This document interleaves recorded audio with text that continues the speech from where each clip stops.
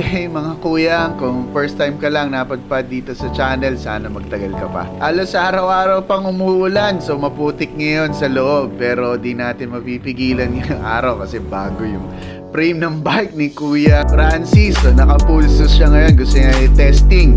Maganda tong panahon na to kasi malalaman niya kung maganda talaga yung ginastos niya.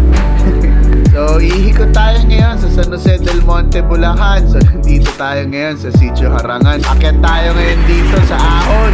Papunta ng Makabud, Sitio Ujungan na entry natin. Magandang araw to. Ngayon uli kami nagkita-kita. Galing ng last summer. So, kasama natin uli. Original natin na DRT boy, si JR Cruz, saka si Francis Alba. Kamusta ka na, kuyang? So, lagpas November na to. Sana okay ka pa. Hindi na masyado lumalabas yung araw. Parang tatago na sa atin araw-araw dito. Pero huwag kang mawalan ng pag-asa kasi syempre darating na yung summer. So paglagpas ng December, sigurado matutuyo na lahat itong basa dito sa trail. Pagdating namin sa may ilog, tinry namin tumawid dito pero sobrang lakas ng tubig. Malakas yung ulan kagabi. Tinry kong tumayo mag-isa dun halos sa gitna pero halos mukhang aanurin ako. Mahihirapan kami kung bit-bit mo pa kasi yung bike. Maganda itong lugar na to, hindi ka mauubusan ng trail ko. Nagpasya akong umikot. Back trail kami, papunta ng Sitio Pangarap. So dadaan kami dun sa may tulay. Iikot kami, so babakshyatin namin yung San Jose del Monte, Bulacan. Sa ngayon, habang ginagawa ko tong video na to, medyo okay na yung pakiramdam ko. Nakakapag-bike na tayo alos araw-araw at nakakalimutan na natin yung mga procrastinations na naririnig natin sa isip natin sa ulo. Sana hindi ka nakakaranas ng ganito, kuyang.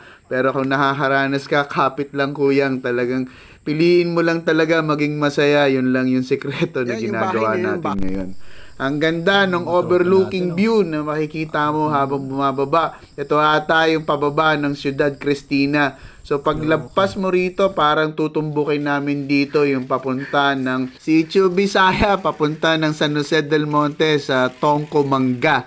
Yun yung parang tumbok nito pag tinignan mo sa overall ng mapa. Pero medyo malayo sa katotohanan kasi pag pinuntahan mo to talagang pag hindi mo kabisado yung topographical view nito baka maligaw ka din, kuyang. Sa mga nakakadaan dito, alam nyo na may tulay dito, tas malalim yung tubig sa gilid ng tulay. Kaya nagdalawang isip kami na tumawid dito. Sabi ko sa kanila, malabo, hindi tayo makakatawid. Baka ano rin tayo at maging istorya lang tayo sa araw na to. Kaya nag-isip kami na magre-route na lang at magpunta sa ibang lugar para lang matapos namin yung araw na to. So, pwede naman namin magkaroon ng plan B o kung gusto pa namin mag-trail. So, yun na nga. Tara, pasyal tayo.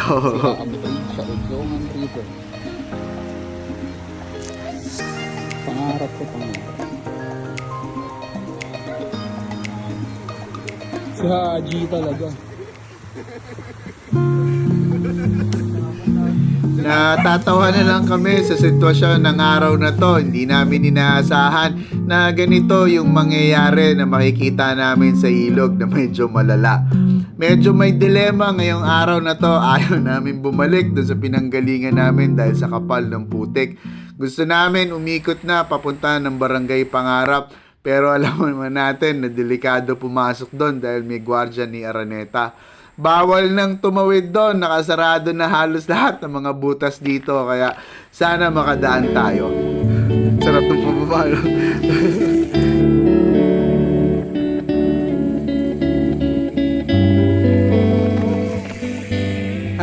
Ay, buhay, hindi talaga mapredict kung anong nangyayari sa araw-araw na ginagawa natin.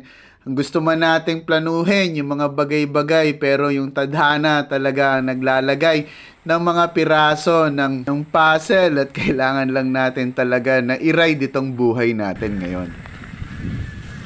Mahalaga yung nag-e-enjoy tayo at hindi tayo naiinip. Hindi tayo nakukulangan at hindi din tayo nasosobrahan. Kapag nasobrahan tayo ay talagang maiinip tayo. At kung maiinip tayo ay maghahanap ka naman ng ikagugulo ng buhay.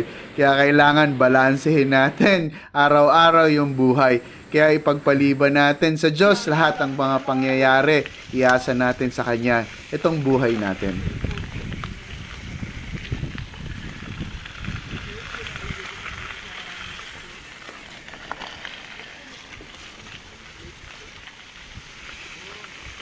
Malungkot kami dito kasi alam namin malaking posibilidad na hindi kami makakatawid. Pero napakiusapan naman, mabait yung gwardya na nasyempohan namin. Pero madalas kapag dumadaan ako dito, may mga gwardya talaga na mahigpit. Kahit anong oras pa o gabi ka na dumaan dito, talagang pababalikin ka. Doon sa bundok. Kamusta naman yung rutang? So, kitang-kita dito ang kasiyahan sa bike ni Kuyang Francis. Masaya siya sa bagong build niya na bisikleta dito. So, inaasahan natin na maraming papakpakin to sa DRT ngayong darating na summer. Kung nandito ka pa sa channel ko, nanonood itong content, maraming salamat. Please like mo naman, comment ka naman para makatulong sa mahirap na algorithm ni YouTube. Thank you, maraming salamat, Kuyang.